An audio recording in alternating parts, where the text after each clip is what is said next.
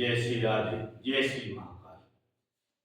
एक बार पुनः मैं अपने YouTube चैनल पर आप लोगों के सामने उपस्थित हूँ। आज का विषय रहेगा पितृदोष। आपको हम ऐसे 7 महा उपाय बताएंगे जिससे आप ये भी पता कर लेंगे कि पितृदोष आपके घर में है या नहीं। या आपके घर में है तो वह पितृदोष को कैसे घर के उपाय से उसको रोका जा सकेगा। या आपको ऐसा लगता है कि किसी ब्राह्मण देवता के बताने के बाद भी आपको ऐसा लगता है कि हमारे घर में पितृदोष नहीं है और आपको बताया जा रहा है कि आपके घर में पितृदोष है, तो उसका आप पता कैसे करें पितृदोष है या नहीं। इसके लिए आज का जो वीडियो रहेगा वो पितृदोष के 7 महा उपाय देखने के और एवं निवारण हेतु बताया जाएगा। अगर आपके घर में पितृदोष है तो आपको बताने हम जा रहे हैं कि उसका पता कैसे करें। प्रथम तो पितृदोष का प्रथम लक्षण है कि आपके घर में जो गृह लक्ष्मी है वह स्थिर नहीं रहेगी, यानी कि पैसा आता रहेगा और जाता रहेगा या पैसा दूना जाएगा।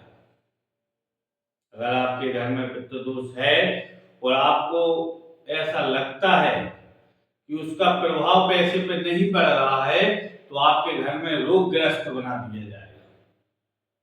उसके लिए आपको कहीं भी शारीरिक पीड़ा उत्पन्न हो सकती है या आपके घर में कोई लंबे समय तक व्यक्ति बीमार पड़ा रहेगा, उसको दवा नहीं लगेगी। यह भी दूसरा लक्षण है। तीसरा लक्षण, अगर आपके घर में पितृदोष का प्रभाव है तो आप जो व्यापार कर रहे हैं उसमें उन्नति नहीं पा सकते, या आपका व्यापार औरों से देखकर बहुत कम मंदा चल रहा है, या आपको व्यापार में तंगई उठाना पड़ती है। यह तीसरा लक्षण है। चतुर्थ लक्षण, आपके बच्चों पर आपका चिड़चिड़ापन या आपको घर में हर बात पर कलह उत्पन्न करना या छोटी छोटी बातों पर आपके घर में बात बड़ी बनकर कलह को उत्पन्नता देना, यही चौथा लक्षण है। और पांचवा लक्षण आपके घर में बहुत ही ध्यानपूर्वक सुने। पांचवा लक्षण ये है कि आप अगर घर में 4 लोग हैं और 4 लोगों का भोजन बन रहा है, उसके हिसाब से अधिक भोजन की सामग्री खत्म होना या आपका राशन अधिक लग जाना लोगों के अनुसार, यह भी पांचवा लक्षण है। छठवां लक्षण आपको हम बहुत सटीक और भाव से उत्पन्न करना चाहते हैं। पांचवा लक्षण ये है कि पूजा में मन, छठवां लक्षण ये है कि पूजा में मन नहीं लगना। सॉरी, पांचवा और छठवां हम 2 बार बोल चुके हैं, यह छठवां लक्षण रहेगा।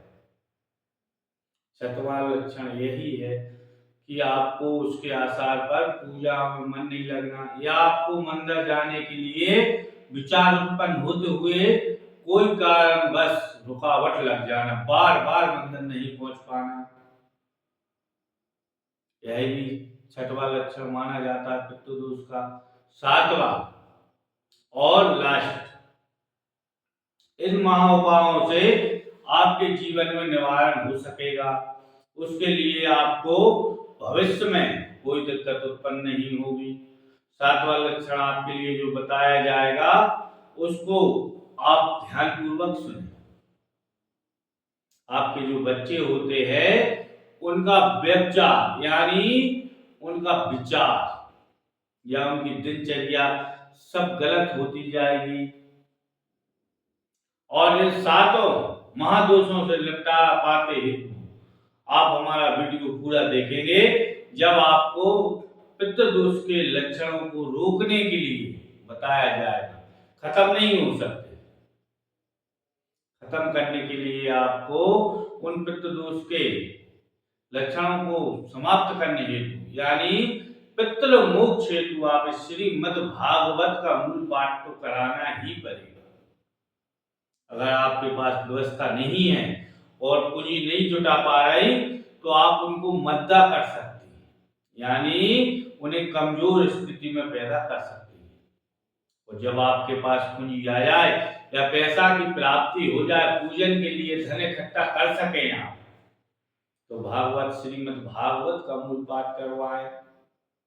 मूल पाठ के बारे में भी बताएंगे कि आपको मूल पाठ भागवत जी महारानी का कैसे कराना है। अब हम आपको उनसे उन सटीक पितृदोष के दोषों से निवारण हेतु छोटे छोटे उपाय बताएंगे, जिससे आप कुछ समय के लिए शांति प्राप्त कर सकते हैं और धन की प्रगति भी बढ़ा सकते हैं, व्यापार में उन्नति भी पा सकते हैं। शिक्षा में हैं अगर आप तो शिक्षा में भी प्रगति प्राप्त कर सकते हैं। उसके लिए हम आपको उपाय बताने जा रहे हैं। प्रथम जो आपको लक्षण बताया गया था उसका उपचार आपको 7 महा उपायों से बताएंगे। तो उसके लिए आपको हमारा पूरा वीडियो देखना पड़ेगा, लाइक भी करना पड़ेगा। क्यों? क्योंकि अगर आप लोग हमारा वीडियो देखते हैं और आपका निवारण होता है तो उसके लिए आपको कुछ तो देना पड़ेगा। देखिए, ब्राह्मण का कर्तव्य धर्म होता है दक्षिणा यानी भिक्षा मांगना। और भिक्षा किस तरीके से मांग सकते हैं? भिक्षावृत्ति होती है यानी दक्षिणा। कोई भी व्यक्ति अपना कर्म करता है तो उसको फल मिलता है, तो हमारा कर्म है कि हम आपको घर बैठे सटीक महा उपाय बताने जा रहे हैं, तो उनकी दक्षिणा तो बनती है। तो दक्षिणा के लिए आपको एक बार लाइक करना पड़ेगा और वो बेल घंटी है जो हम लोग उसको गरुड़ जी कहते हैं और आपकी भाषा में उसको घंटी बोला जाता है, उसको भी आपको दबाना है, वही हमारी दक्षिणा है। उसके लिए आपको हम उपाय बताने जा रहे हैं। अगर आपके घर में पितृदोष के लक्षण पाए जा रहे हैं तो आपको पीपल के वृक्ष को जल चढ़ाना है। और घर में जो आपके पितृ हैं जो स्वर्गवासी हो चुके हैं, दादा दादी या नाना नानी का भी पितृदोष लग जाता है, उनको दक्षिण दिशा में आप किसी भी ऐसे कमरे में टांगे जहां पर सिर्फ बैठक होती हो। क्यों? क्योंकि आप ईश्वर भगवान के मंदिर में उनको नहीं रख सकते जब तक उनके लिए आप श्रीमद् भागवत का मूल पाठ न कराएं। उसके लिए आपको दक्षिण दिशा में रखना है और शनिवार के दिन व्रत रखना है। अगर आपको दूसरा महा उपाय है कि आपको धन में तंगी हो रही है तो शनिवार के दिन व्रत रखें। तीसरा महा उपाय, अगर आपका पितृदोष प्रबल है, व्यापार में तरक्की को रोक रहा है, तो आप अपने गुरु महाराज को बुलाकर उनके लिए भोजन करवाएं हलवा पूरी का। हलवा पूरी के भोजन से विप्र की यानी अपने गुरु जो पुरोहित होते हैं उनकी संतुष्टि के लिए आप हलवा पूरी का भोजन करवाएं। घी की पूरी और घी के हलवा होना चाहिए। ब्राह्मण की संतुष्टि, अगर आप ये सोच रहे हो कि महाराज जी क्यों बोल रहे हैं, तो ब्राह्मण की संतुष्टि घृत से ही होती है। उसके बारे में भी बताएंगे कि घृत से कितने कार्य होते हैं। अगर आप चाहें तो घृत से भी अपना भाग्य बदल सकते हैं, यानी घी से भी अपना भाग्य बदल सकते हैं। चौथा महा उपाय आपको जो बताने जा रहे हैं उसकी भी दक्षिणा लगेगी। तो दक्षिणा में आपको लाइक करना पड़ेगा और हमारी सदस्यता भी लेना पड़ेगा। क्यों? क्योंकि अगर आपको हर समय का वीडियो देखना है और छोटी छोटी समस्याओं का निवारण करना है, तो जब आपके फोन की स्क्रीन पर वीडियो खुले तो हमारा खुले, क्योंकि सुबह जो होता है सूर्य नारायण भगवान के दर्शन होते हैं, उनसे भी पितृ दोष का निवारण कर सकते हैं।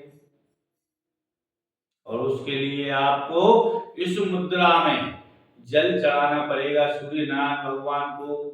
तांबे के पात्र में या तो लाल पुष्प या रोली डालकर, मोली रोली जो होती है उसको डालकर ऐसे ओम श्री सूर्य नारायणाय नमः, हे पितृदेव, हे सूर्य नारायण भगवान, आप हमारी हमेशा जल को ग्रहण करें और हमारी रक्षा करें, ज्ञान बुद्धि और विवेक को प्रदान करें।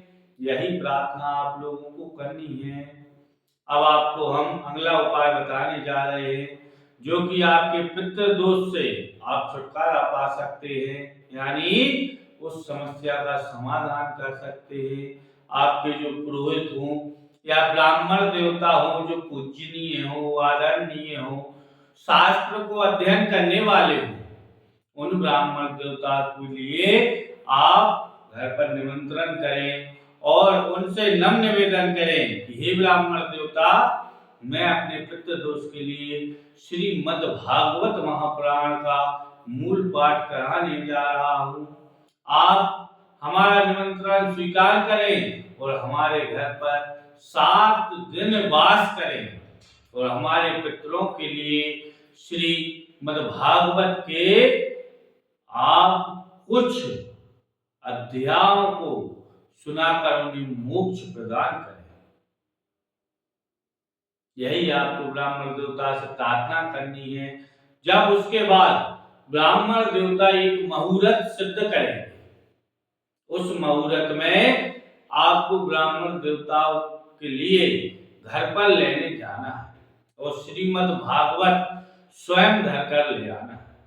उसी से आपके मूल पाठ का निवारण है। देखिए,